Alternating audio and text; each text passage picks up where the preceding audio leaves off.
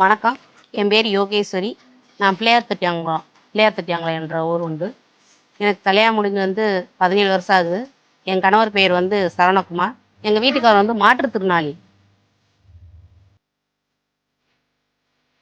என் பேர் சரவணகுமார். நான் பிள்ளையார்தட்டியாங்குளத்தில் இருக்கேன். நான் ஒரு மாற்றுத்திறனாளி.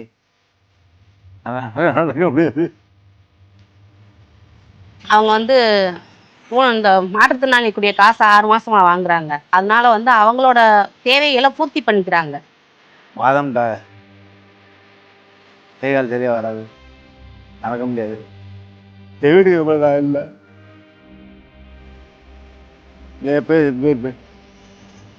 என் பிள்ளைய எனக்கு பிள்ளைய 4 பிள்ளைங்க.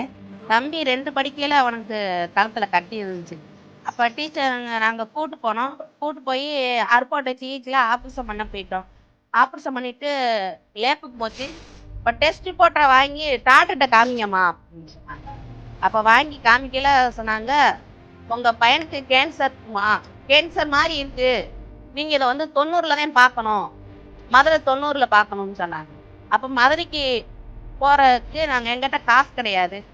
அப்பதான் தங்கம் நரசையாவை மனு எழுதி கொடுத்து பார்த்து நாங்கள் அங்கேருந்து போய் எங்களுக்கு உதவி செஞ்சாங்க. அது மூலியமாவே நாங்கள் போய் ட்ரீட்மெண்ட் பார்க்கல சொன்னாங்க. அப்போ 90க்கு முத போகையில் என்ன சொன்னாங்கன்னா, இந்த பையலை 100%ல் 20% வேணா நாங்கள் பார்க்கலாம், 80% நம்ப முடியாது அப்படின்னு சொல்லி சொன்னாங்க. 3 இடத்துல பார்த்தோம், 2 இடத்துல பார்த்தோம். டீச்சர் இதனால பார்த்தோம்.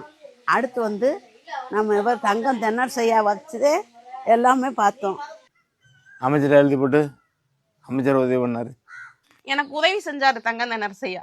ஏன்னா என் கூட பிறந்தவங்க யாரும் கிடையாது. எனக்கு அண்ணனோ அக்காவோ யாரும் கிடையாது. எங்க அப்பாவும் கிடையாது, எங்க அம்மா மட்டும்தான்.